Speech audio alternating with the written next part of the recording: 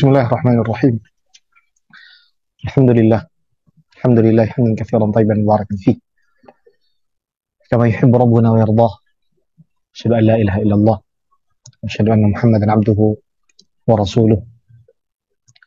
Allahumma salli ala Muhammad wa ala ali Muhammad. Kama sallaita ala Ibrahim wa ala ali Ibrahim. Innaka Hamidum Majid. Wa barik ala Muhammad wa ala ali Muhammad. Kama barakta ala Ibrahim wa ala ali Ibrahim. Innaka Hamidum Majid. Akhwati fid din. Saudara-saudari muslimah, dan semoga senantiasa berahmati Allah Subhanahu wa taala. Kita bersyukur kepada Allah atas segala nikmatnya, atas segala limpahan rahmatnya, dan juga taufiknya kepada kita semua.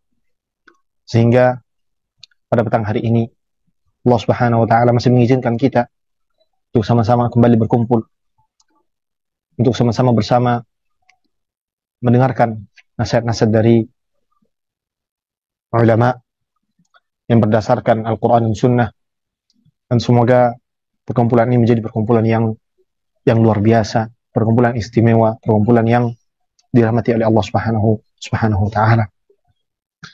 Kemudian salat beserta salam semoga senantiasa terucap di waktu-waktu kita pada Rasulullah SAW.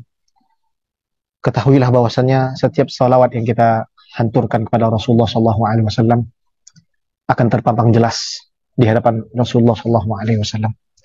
Rasulullah SAW mengatakan dalam sebuah hadis, fa inna salat fasallu alaihi fa inna salatakum ta'duduni. Bersalatlah kepadaku, kata Rasulullah SAW, karena salawat kalian itu yang kalian sebutkan akan sampai kepadaku dan akan terpampang jelas fulan dan fulan, fulan binti fulan atau fulanah binti fulan menyebutkan engkau ya Rasulullah, bersalat kepada engkau ya Rasulullah. Semoga banyaknya salawat itu menjadikan kita semakin mendekatkan diri kita kepada Allah Subhanahu wa taala. Karena kita semua tahu bahwasanya salawat yang kita hanturkan kepada Rasulullah sallallahu alaihi wasallam akan berbalas 10 salawat bahkan lebih dari Allah Subhanahu wa taala, yang bermakna Allah Subhanahu wa taala memberikan rahmat kepada kita, memberikan penjagaannya kepada kita. Ahibati fillah. Dalam sebuah hadis yang diriwayatkan oleh Imam Muslim dan juga Bukhari, akan tapi dengan lafaz yang sedikit berbeda, dari Abu Hurairah radhiyallahu taala anhu, bahwasanya Rasulullah sallallahu alaihi wasallam pernah mengatakan, inna lillahi malaikah, sesungguhnya Allah Subhanahu wa taala memiliki malaikat-malaikat yang khusus Allah Subhanahu wa taala ciptakan dan tugaskan untuk berkeliling di tengah-tengah manusia, mencari majalis zikir, mencari majlis-majlis zikir. Di dalamnya disebutkan kalamullah, di dalamnya orang-orang mengingat Allah Subhanahu wa taala, di dalamnya orang-orang mempelajari tentang agama Allah, mempelajari tentang Al-Quran, kalamullah. Kemudian malaikat ini ikut duduk bersama dengan orang-orang yang duduk di majelis zikir tersebut. Dalam hadis yang lain masih dari Abu Hurairah radhiyallahu taala anhu, bahwasanya salah satu keistimewaan yang diberikan oleh kepada orang-orang yang duduk di majelis-majelis ilmu atau majelis-majelis zikir adalah Allah Subhanahu wa taala akan menurunkan kepada mereka ketenangan, dan malaikat akan turun memberikan rahmat dan menaungi mereka. Ini hadis menguatkan hadis yang pertama tadi kita sebutkan tentang adanya malaikat-malaikat khusus yang mencari majelis-majelis ilmu, majelis-majelis zikir, yang kemudian malaikat ini duduk di sana, bermajlis di sana, mendengarkan apa yang disampaikan oleh gurunya oleh yang memberikan ilmu tersebut, memberikan kepada kita sebuah kabar gembira bahwasanya majelis ilmu yang kita hadiri, terutama majelis-majelis yang berada di masjid-masjid Allah Subhanahu wa taala, dan mudah-mudahan majelis-majelis yang diadakan secara daring, bahwasanya terdapat keistimewaan yang luar biasa. Bukan hanya didatangi malaikat. Kelak ketika malaikat ini sudah selesai dan majelis sudah usai, malaikat ini akan kembali ke atas, melaporkan apa yang dia dapatkan di permukaan bumi tentang orang-orang yang bermajelis zikir di tempat tersebut. Kemudian Allah Subhanahu wa taala bertanya, Dan Allah Subhanahu wa taala alim, Maha mengetahui. Karena pertanyaan ini hanya untuk bertanya kepada para malaikat tentang tugasnya yang barusan selesai ia lakukan. Apa yang kalian dapatkan wahai para malaikat? Kemudian para malaikat ini menyatakan, kami mendapati sekumpulan orang berada di majelis zikir, majelis ilmu. Kemudian Allah Subhanahu wa taala menyatakan apa yang mereka pinta, apa yang mereka takutkan. Ya Allah, bahwasanya orang-orang yang duduk di sini mereka minta surga ya Allah. Mereka juga takut akan neraka-Mu ya Allah. Kemudian Allah Subhanahu wa taala mengatakan, aku akan ijabahi semua yang mereka pinta. Aku akan lindungi mereka dari apa yang mereka takutkan, dari neraka.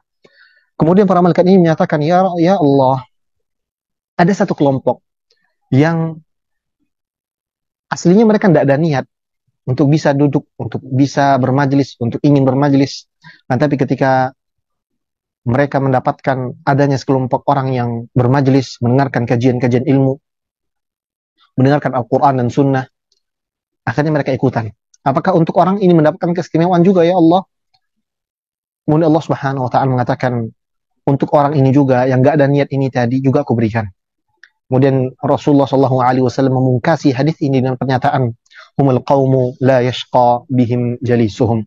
Mereka adalah kaum yang tidak ada ruginya sedikit pun ketika mereka berkumpul dengan orang-orang tersebut. Inilah majelis ilmu ahibatifillah. Keistimewaan atau bahasa anak sekarang yang privilege yang didapatkan oleh orang-orang yang duduk di majelis ilmu.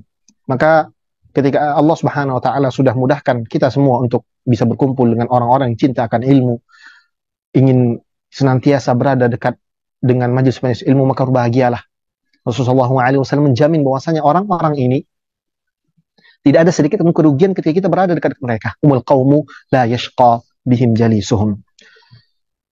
Dan sebuah athar dari Umar bin Khattab radhiyallahu taala anhu, bahwasanya beliau pernah menyatakan, tidaklah seorang keluar menuju majelis ilmu kecuali ketika keluarnya dia menyiapkan dengan tekad yang kuat akan hadir di majelis ilmu, melainkan Allah Subhanahu wa taala mengampuni dosa-dosanya. Apa maknanya? Ketika ditanya oleh para sahabat dari Umar bin Khattab radhiyallahu taala anhu, beliau menyatakan, kenapa bisa diampuni orang ini padahal dia hanya bertekad berniat untuk duduk di majelis ilmu saja? Maka Umar bin Khattab radhiyallahu taala anhu menjawab, bukankah ketika dia duduk di majelis ilmu dia akan mendengarkan hukum-hukum syariat, mendengarkan kalam Allah, mendengarkan sunnah Rasulullah SAW, sehingga dia tahu hukum-hukum, dia tahu aturan-aturan Allah Subhanahu wa taala. Kemudian ketika dia pulang, dia akan praktekkan itu semua. Maka dengan semua yang dia lakukan ini, maka Allah Subhanahu wa taala akan memberikan kepada dia pengampunan. Dan ini kita harapkan ahibati fillah. Tidaklah kita duduk, tidaklah kita berkumpul, tidaklah kita berteman dengan teman-teman yang cinta akan ilmu, kecuali kita mengharapkan apa yang dijanjikan oleh Allah dan Rasulnya sallallahu alaihi wa alihi wasallam. Dan hari ini antunna sudah berada di tempat yang mudah-mudahan diberikan keberkahan oleh Allah Subhanahu wa taala. Antunna dikelilingi oleh orang-orang yang cinta akan ilmu. Setiap harinya atau minimal sekali dalam sepekan hadir di majelis halaqah. Ini halaqah Quran saja. Bisa jadi antum akan bertemu dengan sahabat-sahabat, bertemu dengan teman-teman yang bukan hanya di halaqah ini, dia punya halaqah-halaqah lain, dia punya majelis-majelis yang dia rutinkan. Orang-orang seperti ini hendaknya digenggam secara kuat. Karena teman-teman yang baik di zaman yang penuh fitnah ini sangat langka. Ketika kita mendapatkan teman-teman yang seperti ini, maka gigit dia dengan gigi geraham dan bersabar atas kesulitan-kesulitan kita bersama dengan dirinya. Terkadang orang-orang ini mungkin karena fokus belajar, karena fokus mengajar, karena fokus dia untuk beribadah dan mendekati kepada Allah Subhanahu wa taala. Terkadang kita mendapati dia sulit untuk dibawa jalan-jalan, dia sulit untuk diajak shopping misalnya. Mungkin hati kita akan sedikit berat. Ini orang kok kaku sekali ini orang. Akan tapi ingat firman Allah Subhanahu wa taala, "Wasbir nafsaka ma'al ladzina yad'una rabbahum bil ghadati wal 'ashyi yuriduna wajhah." Bersabarlah ketika engkau bersama dengan orang-orang yang mendakwahkan kepada Allah Subhanahu wa taala, siang malam senantiasa mendakwahkan kepada Allah dan Rasulnya sallallahu alaihi wasallam, mendakwahkan kepada agama Allah Subhanahu wa taala, maka sabar. Maka sabar. Yang paling pertama dalam hadis, dalam firman Allah Subhanahu wa taala ini adalah sabarnya kita kepada guru-guru kita. Ya, guru-guru kita mungkin sudah lelah. Guru-guru kita, ustazah kita, musyrifah kita, senior kita mungkin sudah lelah. Hari-harinya dia mengajarkan ilmunya, kemudian dia punya kewajiban-kewajiban yang lain, maka bersabar. Terkadang mungkin dia sedang capek dan lelah, terkadang keluar kalimat yang mungkin agak keras nadanya, maka bersabar. Wasbir nafsaka ma'al ladzina yad'una rabbahum bil ghadati wal 'ashyi yuriduna wajhah. Maka bersabar kata Allah Subhanahu wa taala. Ketika kita membersamai guru-guru kita, ketika kita membersamai teman-teman salihah kita, ketika kita membersamai dengan pasangan-pasangan salih kita, maka bersabar. Teruslah berdoa. Dan kita sampai pada level tersebut dan kemudian kita akan bersama dengan orang-orang yang kita cintai. Ingat, wahai ahbati fillah, kita kelak akan dikumpulkan dengan orang-orang yang kita cintai. Maka cintailah orang-orang yang pantas untuk dicintai, terutama para sahabiyat dari Rasulullah SAW dan tentu saja para ummahatul mukminin yang perlu diteladani dan juga orang-orang saleh berada di sekitaran kita. Nasallallahu taufiq. Semoga Allah Subhanahu wa taala berikan semua taufik. Habib fillah. Al-Imam An-Nawawi rahimahullah taala setelah membawakan bab, setidaknya ada 6 bab yang sudah kita lewati, bab terkait dengan adab yang beliau khususkan untuk masing-masing individu, seperti bab terhadap bab para pengajar Al-Quran, kemudian kita masuk ke bab para penghafal Al-Quran, kemudian ada pula bab tentang adab orang-orang yang membaca Al-Quran. Al-Imam An-Nawawi rahimahullah ta'ala di bab yang ketujuh ini beliau ini menjelaskan secara umum bagaimana adab kita terhadap Al-Quran, bukan tentang pembacanya saja, bukan tentang pembelajarnya saja, akan tapi adab secara umum, bagaimana kita berinteraksi dengan kalamullah terhadap dengan Al-Quran, apa yang harus kita lakukan terhadap Al-Quran ini. Beliau mengatakan di bab yang ketujuh ini, di pasal yang pertama, fi adabin nasi kullih ma'al Quran, adab-adab yang harus diperhatikan seluruh manusia terhadap Al-Quran.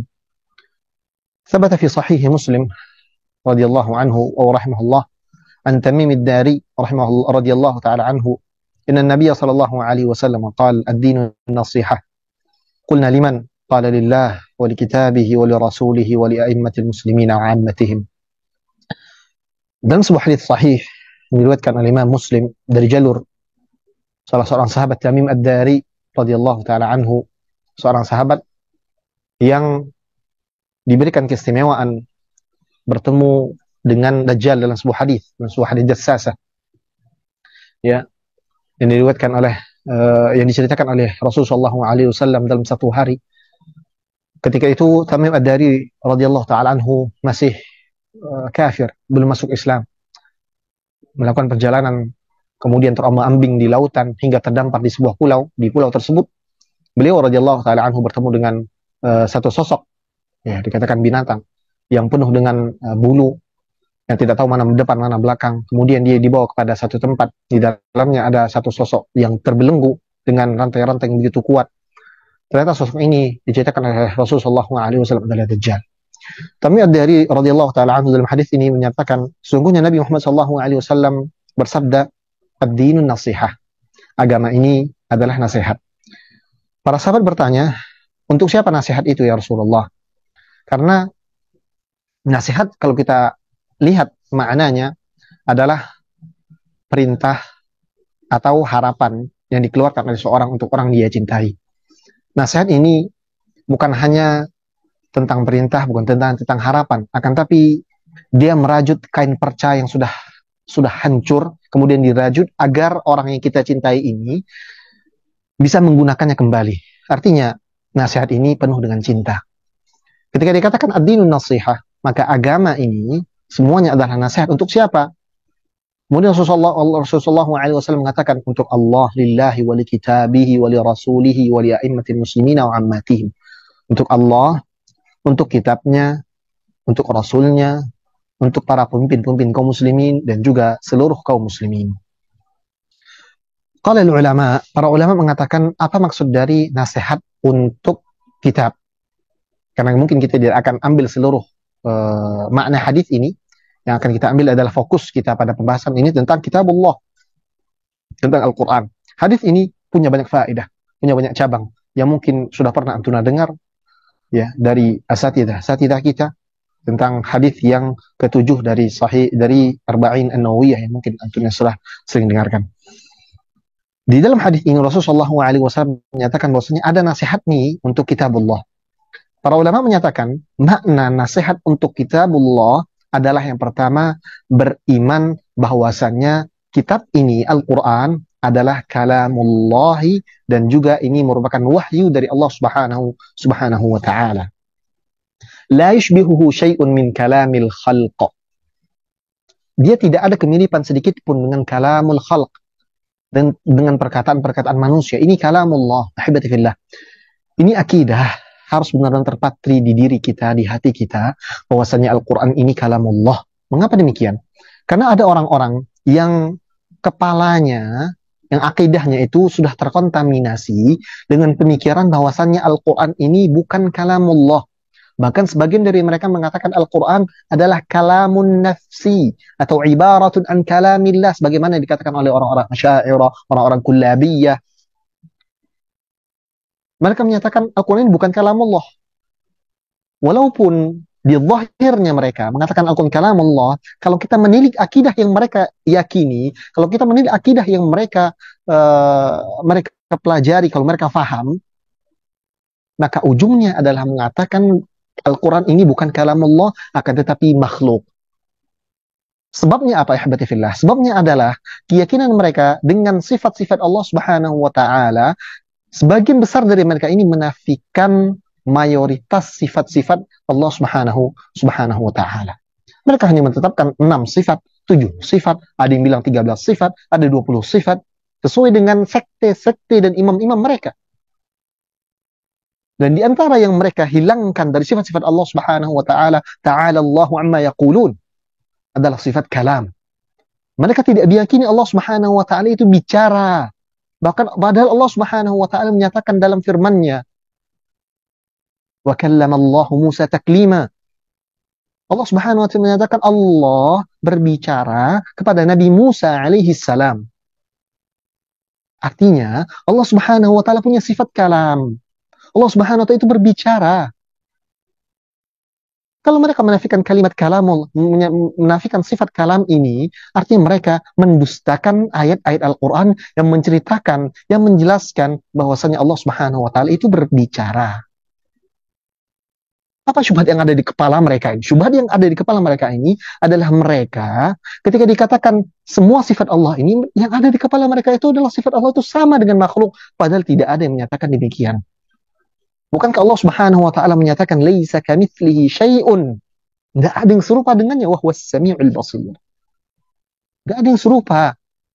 Walaupun sama penamaannya, pendengaran, sama-sama pendengaran, bukan bermakna pendengaran antara pendengaran makhluk dengan pendengaran Allah Subhanahu wa taala itu sama. Lah.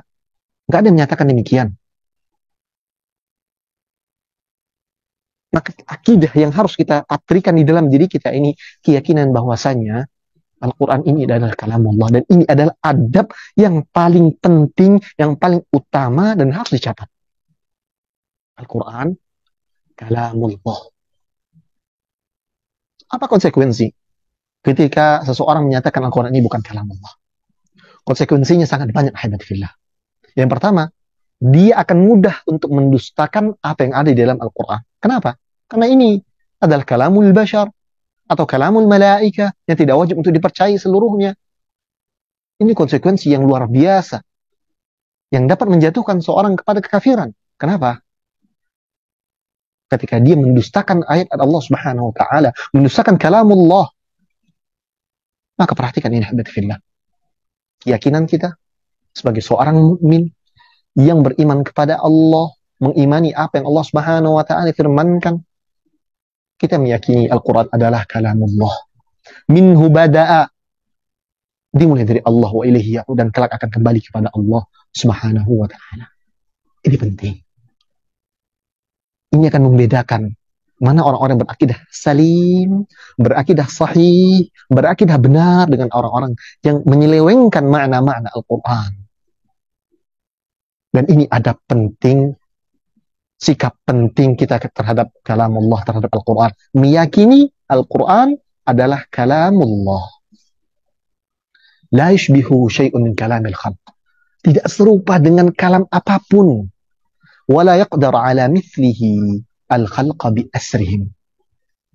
Tidak ada juga yang bisa menyerupai dan berusaha untuk menyerupai kalam Allah. Sejarah sudah mencatat orang-orang yang berusaha untuk menyerupai Al-Quran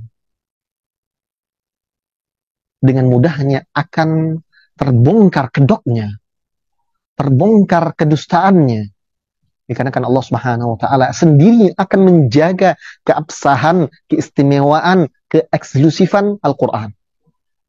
Apa kata Allah Subhanahu wa taala? Inna nahnu nazzalna dzikra wa inna lahu lahafizun. Kami, kata Allah, yang menurunkan Al-Quran dan kami yang akan menjaganya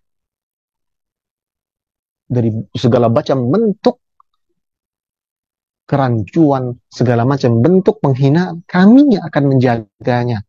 Makanya tidak akan pernah ada yang bisa untuk menyerupai kalamullah, menyerupakan dengan Al-Quran. Sejak zaman Nabi Muhammad SAW ditantang oleh Allah Subhanahu wa taala melalui lisan Rasul sallallahu alaihi wasallam. Apa kata Allah? Fa'tu bisurah. Sebelumnya dikatakan datangkan satu ayat. Tidak bisa. Di awalnya ditantang oleh Allah Subhanahu wa taala, datangkan satu Al-Qur'an full yang sama dengan Al-Qur'an yang turunkan kepada Muhammad. Tidak bisa. Disuruh datangkan satu surat saja. Tidak bisa. Sekarang suruh datangkan satu ayat saja. Tidak bisa juga. Karena apa?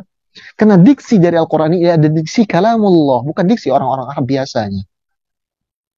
Ini adalah bentuk i'jaz dari Al-Quran. Bentuk bahwasanya Al-Quran ini adalah mukjizat. Al-Quran ini mukjizat bukan hanya dari makna-maknanya saja, bukan hanya dari apa yang terkandung di dalamnya saja, bahkan dalam diksi bahasa Arabnya saja itu sudah mukjiz. Melemahkan Arab yang saat itu sedang berbangga-bangga dengan sastranya. Dan kita semua tahu bahwasanya Arab ketika itu sedang berbangga dengan syair-syairnya.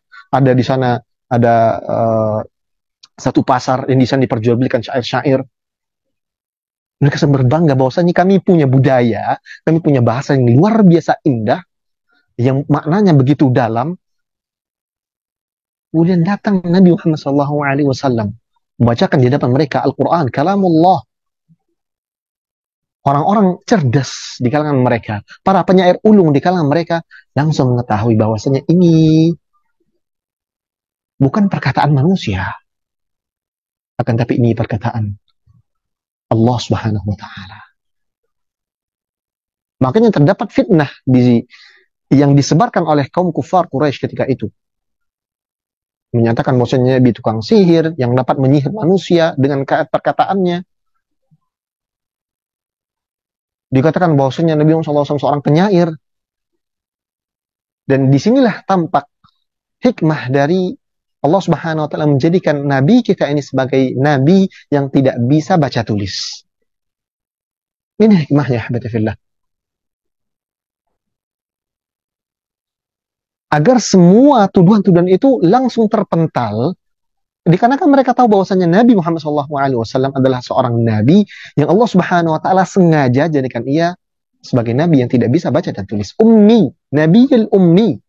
Tidak bisa baca dan tidak bisa tulis. Makanya semua perkataan yang disebutkan oleh Rasulullah SAW dari wahyu itu bukan dari Rasul SAW. Ini kalamullah. Tidak mungkin Muhammad mendatangkan perkataan-perkataan ini sedangkan ia tidak bisa baca dan tulis.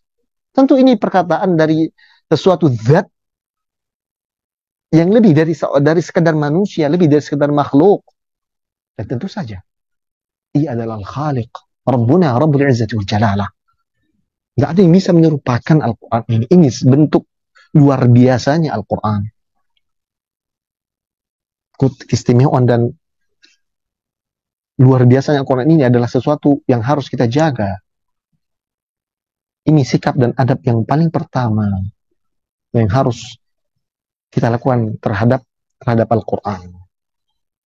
Kemudian beliau mengatakan, "Tsumma ta'zimuhu." Kemudian di antara adab yang mesti dilakukan dan juga sikap yang baik terhadap sikap yang seharusnya kita lakukan terhadap Al-Quran adalah memuliakan Al-Quran. Wa tilawatahu haqqa tilawatih. Wa tilawatuhu haqqa tilawatih. Dan juga membacanya dengan bacaan yang benar.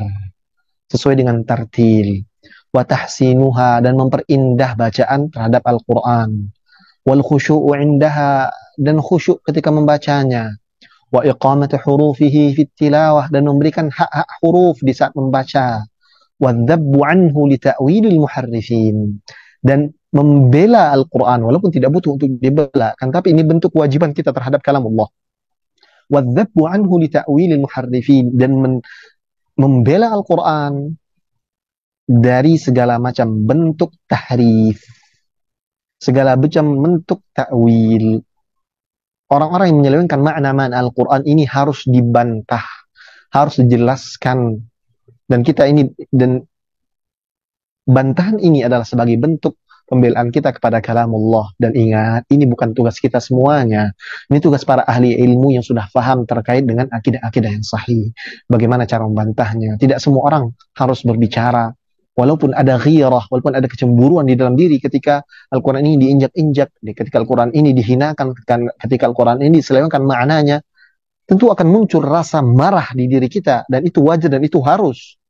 Kan, tapi untuk persoalan membantah, ya, berdialog, bukan semua orang bisa mengambil ranah ini. Biarkan para ahli ilmu yang berbicara, yang melakukan hal ini. Tetapi setidaknya kita tahu bahwasanya kita punya kewajiban untuk senantiasa membela Al-Quran. Walaupun ingat, Al-Quran tidak perlu untuk dibela.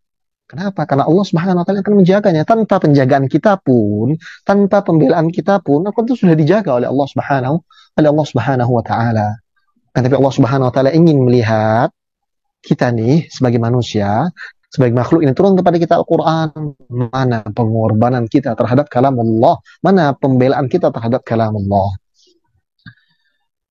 Wa ta'arudut taghin, dan juga membelanya dari penghinaan orang-orang yang berlebihan, pembelaan dari para taghut, wa tasdiqu bima fih, dan juga kewajiban kita terhadap Al-Quran adalah mempercayai semua apa yang ada di dalamnya, dari hukum-hukum kita laksanakan, dari kabar-kabar kita percayai, kita yakini dan kita imani. Wal wuqufu ma ahkamihi, dan kita juga taat kepada hukum-hukum yang ada di dalamnya. Wa tafahhumu ulumihi wa amthalihi, dan juga kita berusaha dan kita punya kewajiban untuk memahami ilmu-ilmu yang ada di dalamnya, serta permisalan-permisalan yang Allah Subhanahu wa taala berikan dalam Al-Qur'an. Wal i'tina bi mawa'idhihi, dan juga tunduk serta patuh pada setiap nasihat-nasihat yang ada di dalamnya.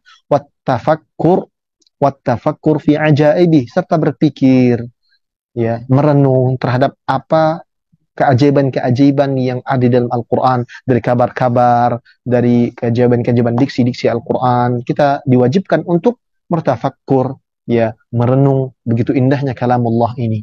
Wal amal bimuhkamih, kemudian mengamalkan apa-apa yang jelas di dalamnya. Wat taslim bimutasyabihi, kemudian mengimani apa-apa yang tidak kita fahami. Ya, terkadang dalam Al-Quran ini ada ayat-ayat yang tidak langsung kita fahami dan kita butuh penjelasan dari para ulama. Maka kewajiban kita, walaupun kita belum tahu maknanya apa, kita wajib untuk menerima, meyakini bahwasanya ini adalah kalamullah yang punya hikmah, yang punya makna.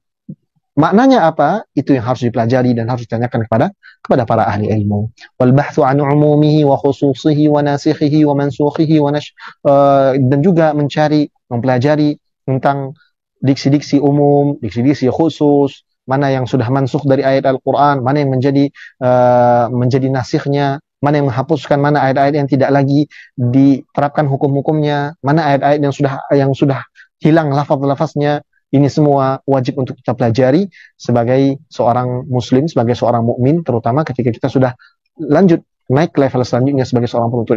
Ini semua wajib kita pelajari agar kita benar-benar merasa dekat dengan kalam Allah. Kemudian beliau melanjutkan wa nashru ulumihi, dan juga menebarkan ilmu-ilmu yang ada di dalamnya, wa du'a ilaih, dan juga berdakwah kepada Al-Qur'an, wa ila ma dzakarna min nasihatihi, dan juga kita juga mengajak kepada nasihat terhadap Al-Qur'an, terhadap kitabullah, dengan cara mengimani bahwasanya Al-Qur'an kalamullah dan lain sebagainya.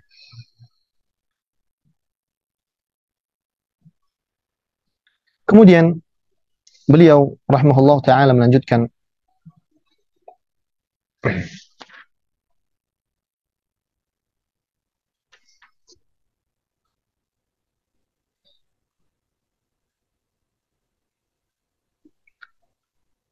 Ajma'al muslimun ala wujubi ta'zimil Qur'an. Seluruh kaum muslimin bersepakat bahwasannya wajib untuk memuliakan Al-Quran alal itlaq wa tanzihuhu wa siyanatuh, dan juga mensucikan Al-Quran dan serta menjaga kemuliaan dari Al-Quran. Al-Imam Hafiz Abdul Fadl Al-Qadhi Iyad rahmatullahi alaihi mengatakan, ketahuilah anna man istakhaffa bil Quran awil mushaf aw bi syai'in minhu aw sabbahuma aw jahada harfan minhu aw kadzdzaba bi syai'in mimma surriha bihi fihi min hukmin aw khabar أو أثبت ما نفاه أو نفى ما أثبته وهو عالم بذلك أو يشك في شيء من ذلك فهو كافر بإجماع المسلمين. Perhatikan ini, ahibati fillah. Catat poin-poin yang disampaikan oleh Imam Iyad ini. Beliau mengatakan, ketahuilah bahwa siapapun yang merendahkan Al-Quran atau merendahkan mushaf Al-Quran, bedakan itu. Quran adalah kalamullah, mushaf adalah kalamullah yang tertulis dan tertuang di tulisan-tulisan serta mushaf-mushaf yang kita ketahui hari ini. Siapapun yang menghinakannya, merendahkannya, au bi syai'in minhu au sabbahuma, ataupun salah satunya saja, atau dia mencela Al-Quran ataupun mencela mushaf, au jahada harfan min, atau dia mengingkari satu huruf yang ada di dalam Al-Quran, au kadzdzaba bi syai'in mimma surriha bihi fih, atau dia mendustakan sesuatu yang sudah jelas terpampang di dalam Al-Quran, entah itu hukum, entah itu khabar, entah dia menafikan apa yang sudah ditetapkan di dalam Al-Quran, atau mengisbat, menetapkan apa yang sudah dinafikan di dalam Al-Quran. Sedangkan dia alimun bidzalik, dia tahu apa yang dia kerjakan dan dia faham apa yang dia kerjakan. Artinya apa? Tidak ada mani' di dalamnya. Kemudian iqamatul hujjah sudah tersampaikan, dia faham dan dia menyengaja melakukan hal tersebut. Ketika dikasih tahu dia masih membal, masih menolak, au yashukka fi syai'in min dzalik, atau minimal dia ragu terkait itu semua, ragu akan keabsahan Al-Quran, ragu akan kesucian serta kemurnian Al-Quran, ragu akan mukjizat Al-Quran. Apa kata beliau? Yang melakukan hal itu semua dan dia tahu dan dia alim akan hal tersebut, bahwa kafirun bi ijma'il muslimin. Yang melakukan hal tersebut, yang mendustai, yang meragukan, yang mengingkari walaupun satu huruf dalam Al-Quran, maka dia kafir menurut ijma' seluruh kaum muslimin. Ini artinya seluruh kaum muslimin sepakat kewajiban memuliakan Al-Quran. Dan seluruh kaum muslimin secara fitrahnya mengetahui bahwasanya Al-Quran itu adalah kalamullah. Tidak mungkin mereka bisa sepakat akan kekafiran seorang yang mendustai, yang mengingkari, yang meragukan Al-Quran, kalau seandainya Al-Quran itu bukan kalamullah. Tidak mungkin mereka bersepakat akan kekafiran orang yang melakukan hal tersebut, kalau mereka tidak sepakat dalam memuliakan Al-Quran sebagai kalamullah. Dari hal ini, ahibati fillah,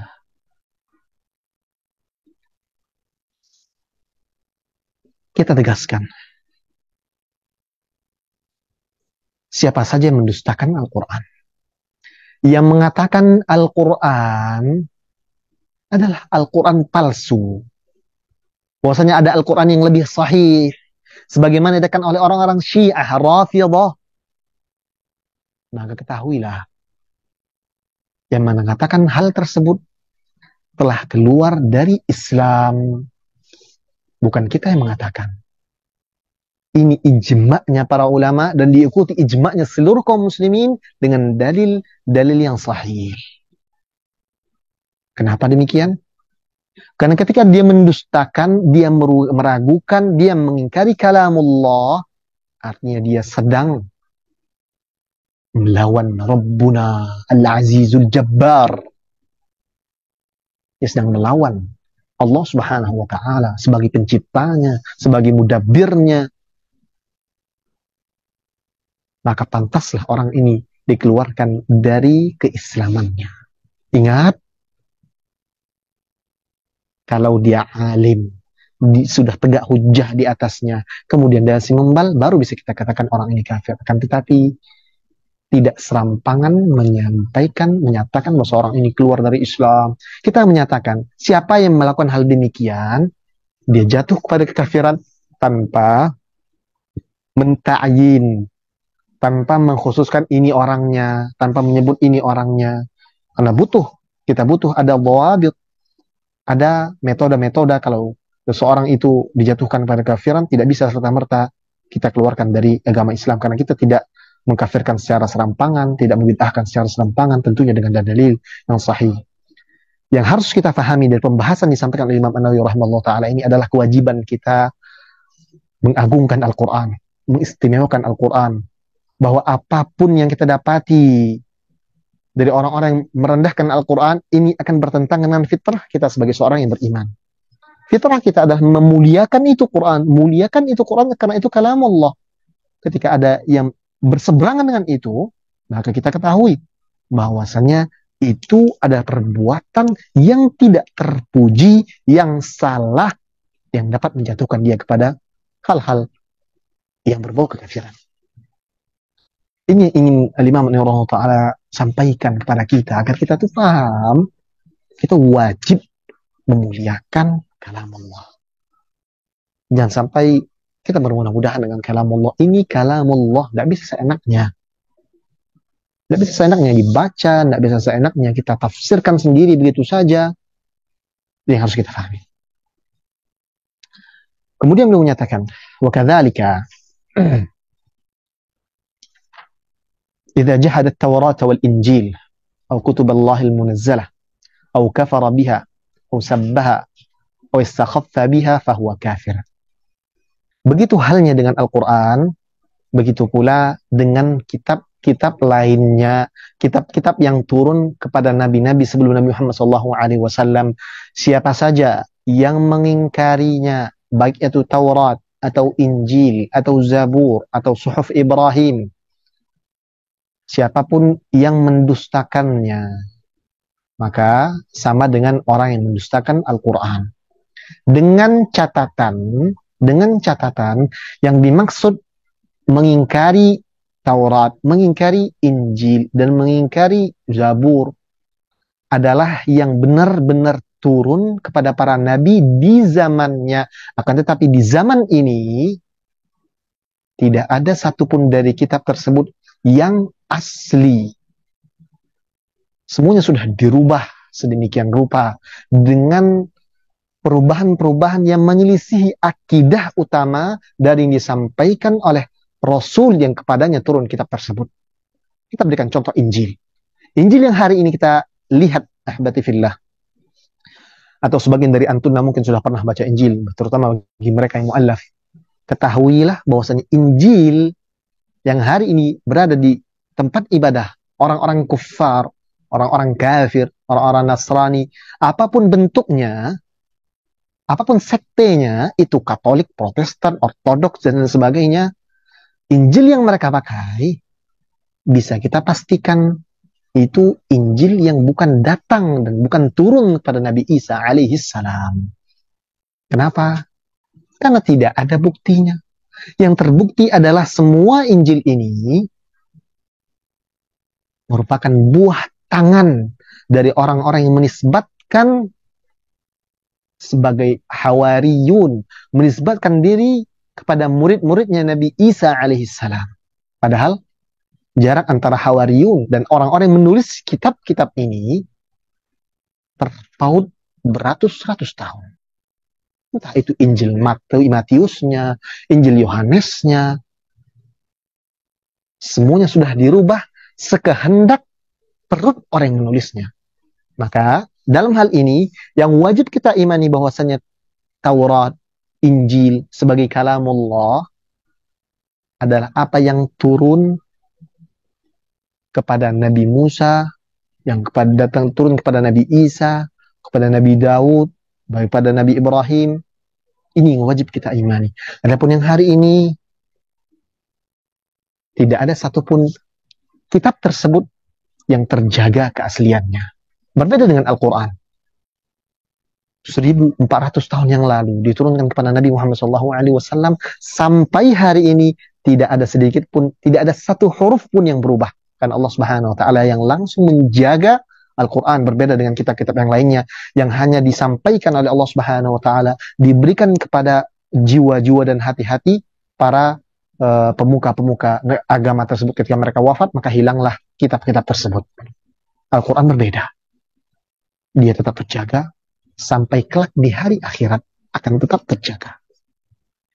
Yang ini disampaikan oleh Imam Nawawi rahimahullah taala, jangan sampai ketika kita mendustakan kitab-kitab yang ada hari ini di kalangan orang-orang Nasrani, orang-orang Yahudi, membawa kita mendustakan secara mutlak bahwasanya ini Injil dan Taurat sudah datang kepada Nabi Musa, kepada Nabi Isa, kepada Ibrahim, kepada Daud. Tidak boleh kita untuk mendustakan bahwasanya Nabi Daud pernah turun kepadanya Zabur. Nabi Musa pernah turun kepadanya Taurat. Nabi Isa pernah turun kepadanya Injil. Ini wajib kita imani sebagaimana kita mengimani bahwasanya Al-Quran diturun kepada Rasulullah SAW. Kemudian beliau melanjutkan.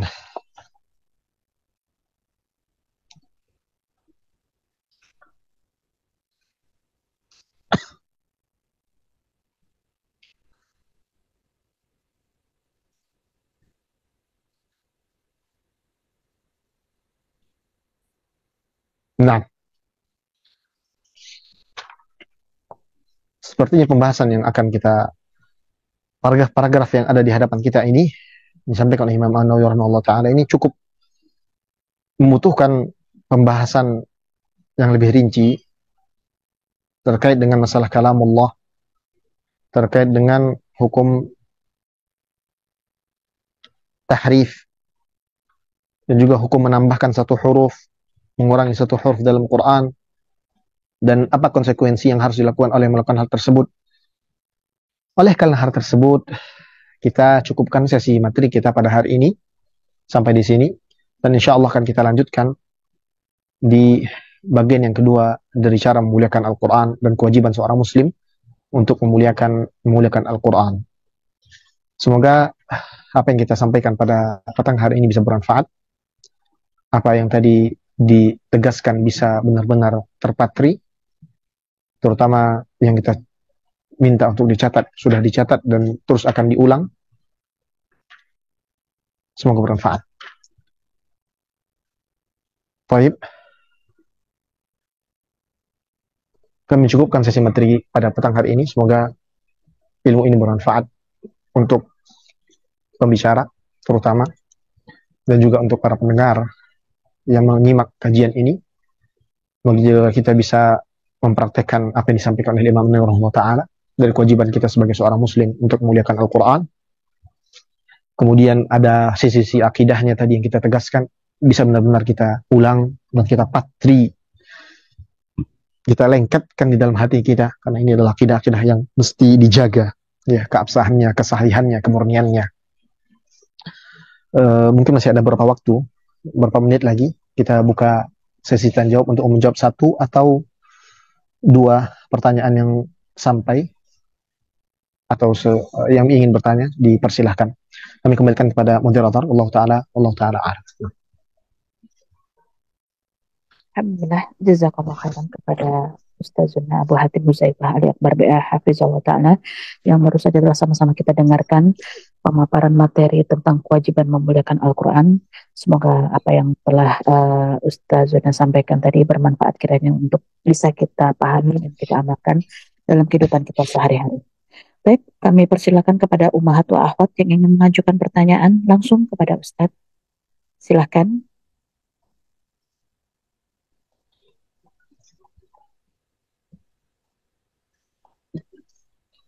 Silakan Ummahat yang ingin bertanya langsung kepada Ustadz. Silakan raise hand.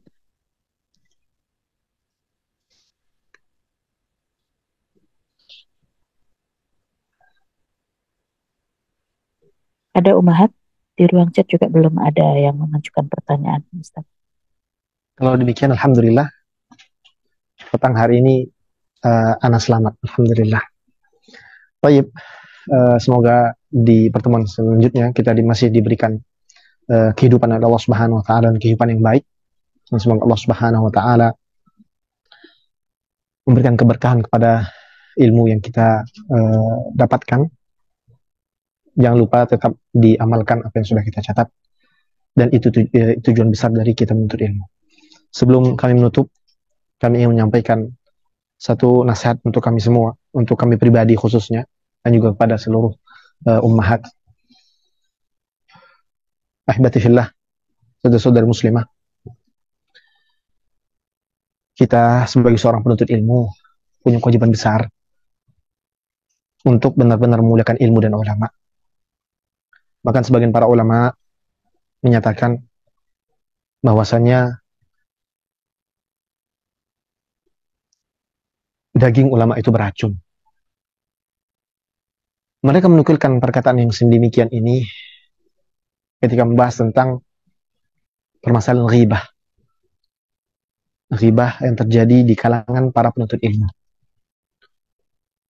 Di saat kita mungkin belum belajar, belum kenal sunnah, di saat kita belum biasa duduk di majelis-majelis ilmu, gosip kita atau materi ghibah kita mungkin teman-teman, mungkin atasan kalau kita berada di sebuah perusahaan, atau mungkin rekan kerja, atau mungkin bahkan lebih buruknya lagi ketika yang dibicarakan itu adalah artis-artis yang mungkin tidak mengenal kita. Ketika sudah mulai belajar, sudah tahu hukum ghibah itu bagaimana, ternyata kita jatuh kepada hal yang lebih besar dan lebih berbahaya, yaitu kita menjadikan guru-guru kita orang yang memiliki manfaat, yang memberikan kepada kita manfaat sebagai bahan pembicaraan kita, bahan ghibah kita. Ini merupakan satu hal yang tidak terpuji, ahibati fillah. Metode-metode yang mungkin digunakan oleh guru-guru kita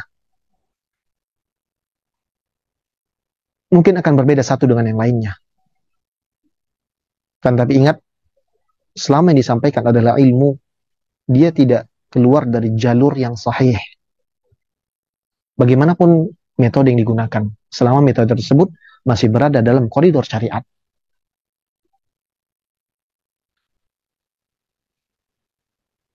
Jadi tidak pantas rasanya ketika ada guru kita yang menggunakan metode yang tidak sesuai dengan apa yang kita inginkan, tidak sesuai dengan apa yang kita pikirkan, lantas kita jadikan beliau sebagai bulan-bulanan. Kita jadikan beliau sebagai bahan sindir-menyindir kita.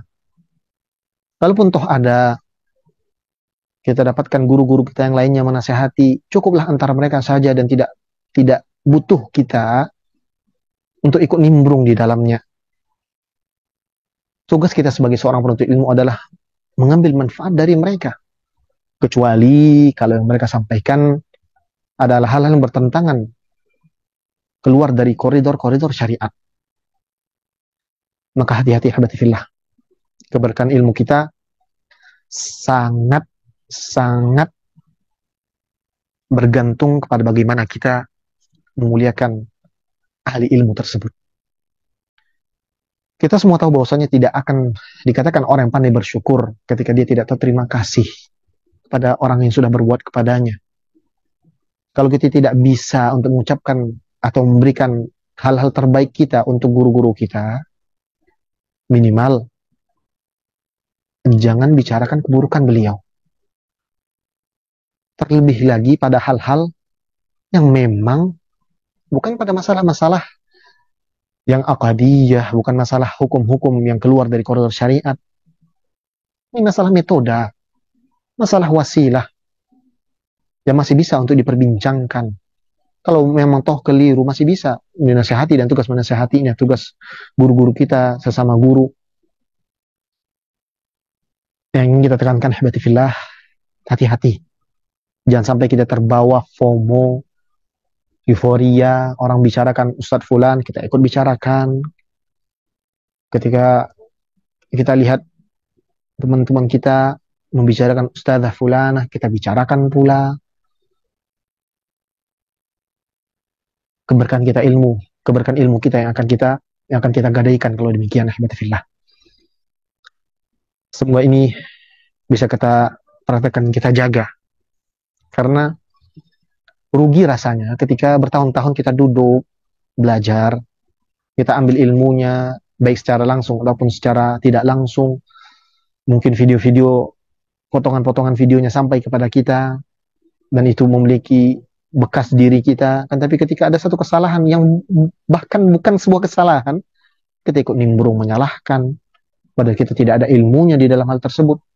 Maka hati-hati. Tujuan kita menuntut ilmu adalah mencari keberkahan dari ilmu tersebut. Keberkahan inilah yang nanti akan menuntun kita untuk bisa mendapatkan ilmu yang bermanfaat. Dan kebermanfaatan ilmu lah yang kita harapkan dari setiap duduknya kita di majelis ilmu. Mudah-mudahan bisa difahami dan mudah-mudahan bisa kita amalkan. Ini bukan tentang kami sebagai pembicara. Ini tentang guru-guru kita, tentang ustadz, tentang ustadzah kita, tentang masyayikh dan guru-guru dan ulama kita. Sekali lagi, ini bukan tentang pembicara, karena kita semua sama-sama penuntut ilmu. Nasallahu taufiq. Semoga Allah Subhanahu wa taala memberikan kita semua taufik. Semoga kita semua diberikan keistiqomahan untuk menuntut ilmu, menjaga ilmu, serta mengamalkan ilmu yang sudah kita ketahui. Semoga Allah Subhanahu wa taala merahmati Imam An-Nawawi.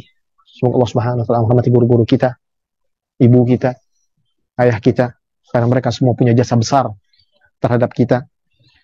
Semoga Allah Subhanahu wa taala juga merahmati pasangan kita, istri, suami, anak keturunan kita, saudara-saudari kita dan seluruh kaum muslimin. Semoga Allah Subhanahu wa taala juga mengampuni dosa guru-guru kita, kesalahan-kesalahan mereka, kesalahan ibu, ayah, istri kita, suami kita. Dan semoga Allah Subhanahu wa taala menjadikan kita sebagai ayah dan ibu yang berbakti kepada anak-anak dengan memberikan hak-hak kepada mereka. Ahibati fillah, jazakumullahu khairah. Terima kasih sudah mau bergabung dan belajar bersama. Semoga yang kami sampaikan ini manfaat, dan kami mohon maaf atas segala macam bentuk keterbatasan waktu, dan juga paling utama adalah keterbatasan ilmu yang kami miliki. Semoga Allah Subhanahu wa taala mengampuni kami, dan semoga Allah Subhanahu wa taala memberikan ganjaran yang besar kepada ibu-ibu sekalian karena sudah mau belajar bersama. Semoga Allah Subhanahu wa taala memberikan ganjaran keikhlasan. Allahumma taqabbal minna, Allahumma taqabbal minna. Ya Allah, terimalah amal ibadah kami. Ya Allah, terimalah amal ibadah kami. Subhanakallahumma bihamdika asyhadu an la ilaha illa anta astaghfiruka wa atubu ilaik. Sallallahu wasallam ala nabiyyina Muhammad wa ala alihi wa sahbihi wasallam. Assalamualaikum warahmatullahi wabarakatuh.